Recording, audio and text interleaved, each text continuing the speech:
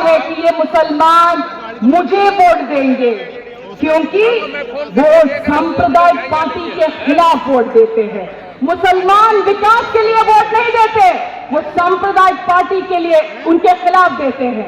आपको इस बार अरविंद केजरीवाल को एक सबक सिखाना है।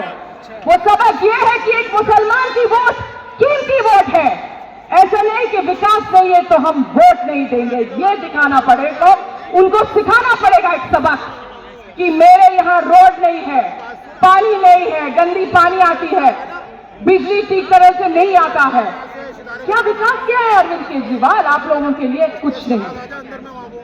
3-4 दिन पहले मैंने सुना वो बोल रहे थे कि यमुना की पानी साफ नहीं है, मैं साफ नहीं कर पाई, मुझे माफ कीजिए। काम है, मैं कई रोड नहीं बनाया, मुझे माफ कीजिए, क्योंकि कोविड के समय हम आए थे, उसके बाद कोविड से 2 साल, फिर उसके बाद ये लोग मुझे जेल भेजा तो मुझे मौका नहीं मिला। लेकिन आज मैं पूछना चाहती हूं कि शीश महल बनाने के लिए उनके पास समय से पैसा है, लेकिन आपके रोड, आपकी पानी, उसके लिए उसके पास कुछ समय। और प्रदूषण दिल्ली में आपको सबको पता है, बच्चे लोग मर रहे हैं, सब लोग मर रहे हैं इस प्रदूषण से। तो आपको ये याद रखना है ये सब कि वो राहुल गांधी जी जब उसको एमपी के जो इस पद से निकाला गया था, वो घर छोड़ा, अपना घर छोड़ा, कुछ शिकायत नहीं की। लेकिन अरविंद केजरीवाल अभी भी शीश महल में रहते हैं और बोलते नहीं अभी 2-3 हफ्ते में नहीं होगा, वापस आने के बाद वो शीश महल में जाएंगे। आप 5 तारीख को हाथ को वोट दीजिए और कांग्रेस पार्टी को वापस लेके आए। धन्यवाद। जय हिंद, जय कांग्रेस। और हम सबको संबोधित करें। उदय भानु जी, हमारे यहाँ से कैंडिडेट हरून यूसुफ जी, आसिफ जी, एआईसीसी सेक्रेटरी दानिश जी, AICC joint secretary Manoj Tyagi ji, Indira ji MLA, Lallu जी यहाँ पे हैं यूपी से, एक्स पीसीसी चीफ यूपी से, समा जी, और खासकर आप सभी लोगों को, भाइयों को आदाब, नमस्कार।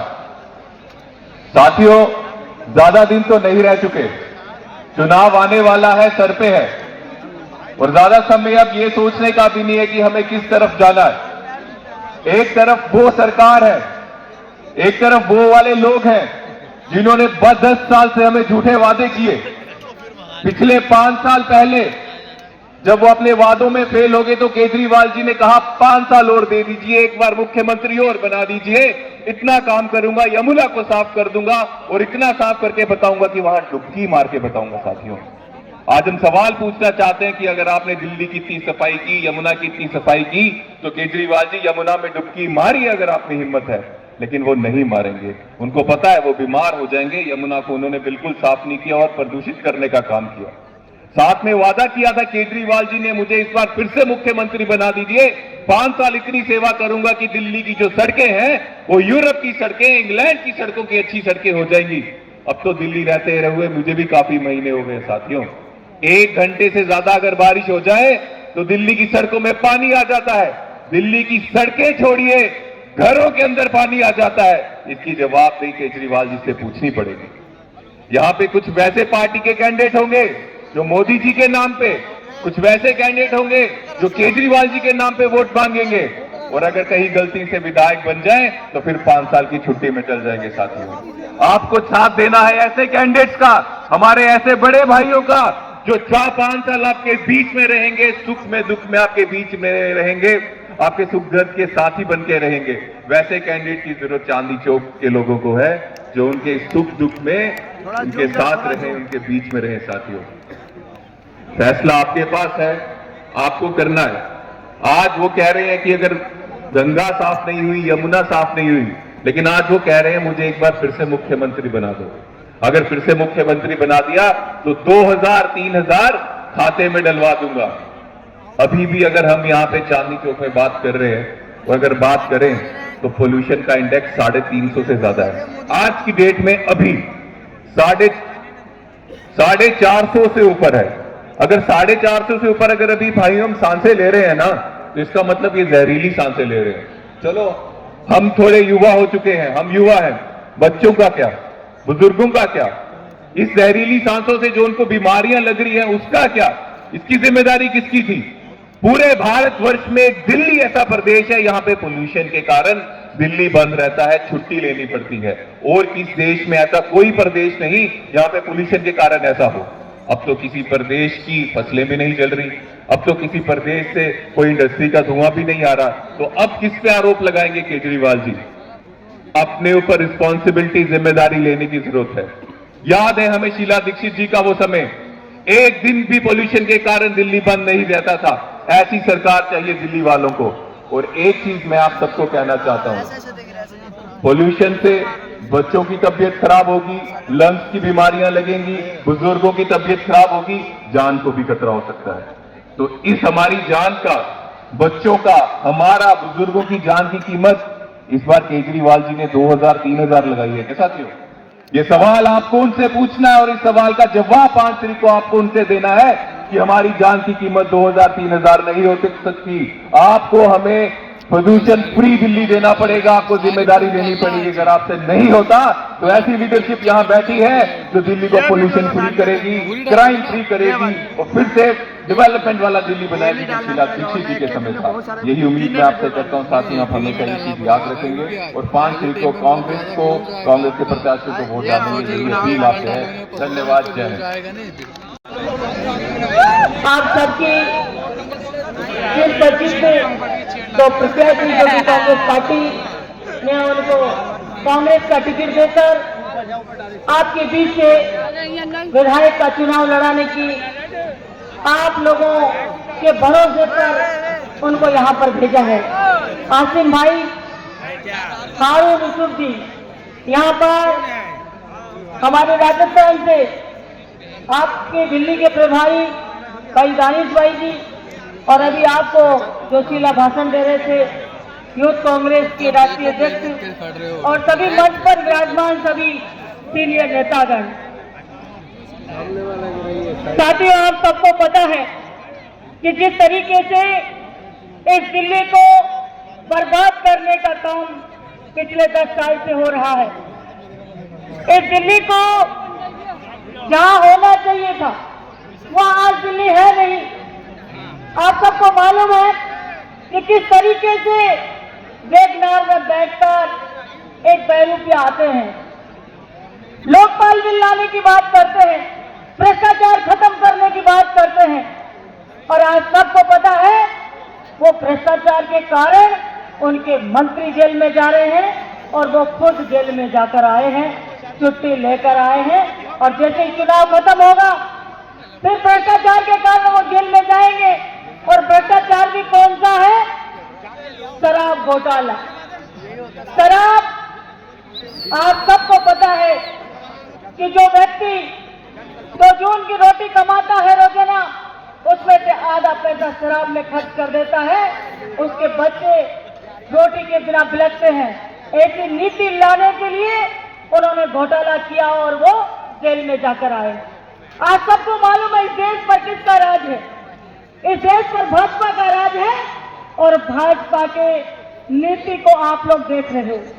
किस तरीके की मोदी जी की नीति रही है, किस तरीके की मोदी जी की सोच रही है। वो भी कैसे बड़े बड़े वादे कर इस देश पर राज करने का काम किया, आप सबको मालूम है। जातिवाद के नाम पर, धर्मवाद के नाम पर आप लोगों को बांटा गया और धर्म के नाम पर वोट लेकर आज वो इस देश पर राज कर रहे हैं। आप लोगों के बीच में फिर आए हैं, एक तरफ केजरीवाल जी है, एक तरफ भाजपा है, और दोनों जुमले की दुकान है। जुमले की दुकान है। कांग्रेस ने इतने सालों तक राज किया, लेकिन आप लोगों ने कभी नहीं देखा होगा कि इतना बड़ा भ्रष्टाचार भाजपा और आम आदमी पार्टी के द्वारा किया गया। कांग्रेस ने कभी आपने भ्रष्टाचार नहीं देखा होगा। और अगर भ्रष्टाचार था तो 10 सालों से भाजपा सरकार है, हमारे राहुल जी पर ईडी के छापे पड़वाते हैं। बताइए ना, कहां क्या मिला आप लोगों को? ईडी के छापे पड़वाए, प्रेशर की राजनीति की, कई सारे नेताओं के ऊपर ईडी के छापे पड़वाए।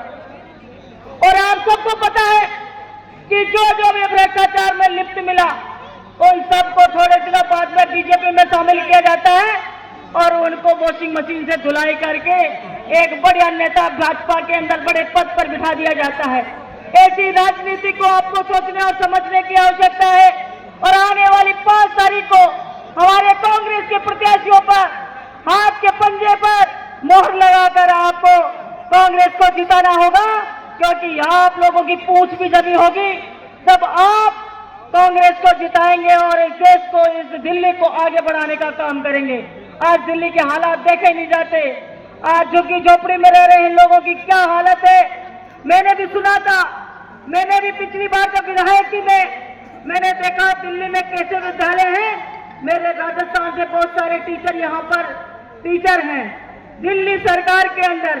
मैंने उनसे बात की और एक तो विद्यालय में मैं जाकर भी आई और इन केजरीवाल जी की पोल वहां देखने को मिली कि कितना बड़ा हवा उन्होंने बना रखा है कि दिल्ली के ऐसी शिक्षा प्रणाली है, ऐसी व्यवस्थाएं हैं। तो आप सब लोगों को जानने और समझने की आवश्यकता है कितनी तरीके से आज आपको पानी फ्री देके, बिजली फ्री देके और आप लोगों का शोषण करने का काम कर रहे हैं। आजादी के बाद पहले वाले दिन आप याद करिए, आजादी से पहले जिस तरीके से गरीब गरीब था और अमीर अमीर था, उसी तरीके से आज गरीब तो गरीब बढ़ता जाएगा और अमीर अमीर बनता जाएगा। उद्योगपतियों को लाभ देने का काम कर रही है भाजपा सरकार और केजरीवाल को दिल्ली मिल गया और दिल्ली को लूटने का काम केजरीवाल जी ने किया। आप सब लोगों ने मुझे सुना, बहुत बहुत धन्यवाद।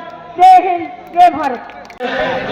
आपके हम सब के लाडले बली मरान के प्रत्याशी हारून यूसुफ साहब और मटिया मेल के प्रत्याशी भाई आसिम भाई और जावेद भाई अभी हाल ही के अंदर बहुत ही बढ़िया तरीके से मेरी बहन बोली।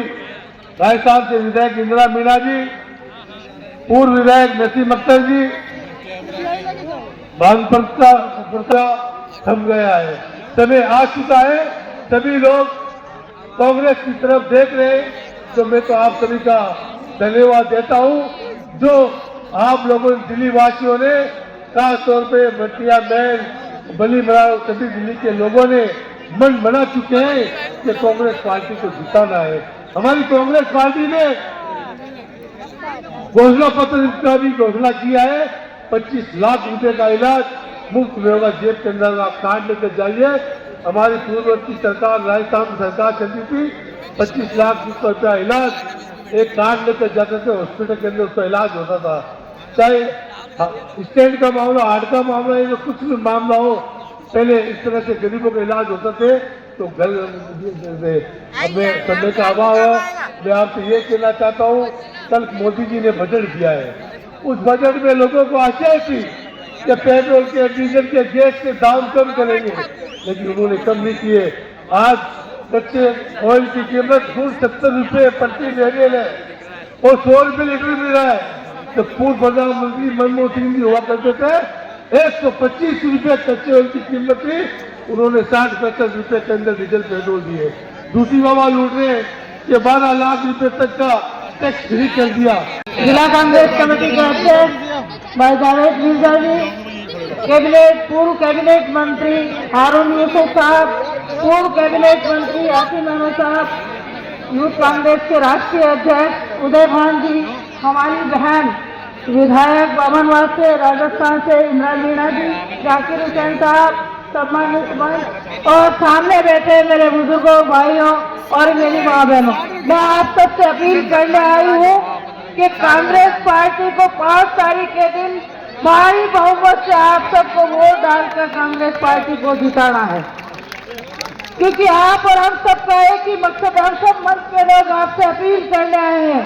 मटिया महल और बली मरान की जनता से अपील करते हैं कि 5 तारीख के दिन अपने घरों से निकलकर और वोट डालें कांग्रेस के पक्ष में, ताकि कांग्रेस पार्टी जीते और आप सबकी खिदमत कर सके।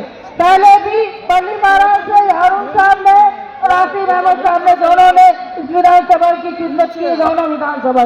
मैं 36 कौम के लोगों से अपील करना चाहती हूँ कि 36 कौम के लोग कांग्रेस पार्टी को देखकर जिताएं। कांग्रेस